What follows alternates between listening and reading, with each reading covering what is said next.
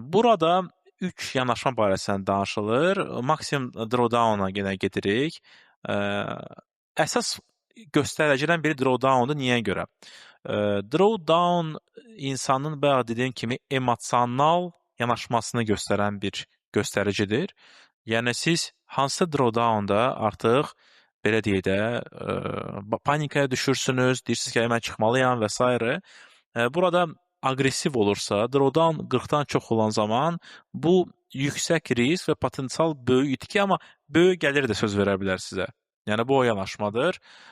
Mən heç bir halda məsləhət görməzdim aqressiv yanaşma. Çünki əlbəttə qazanc çox ola bilər, amma bu sonuncuda çox vaxt itkin göstəricisidir. Mülayim var 15-30% olan drawdownları və konservativ 15%-dən aşağı olan başlanğıc üçün yaxşı olardı.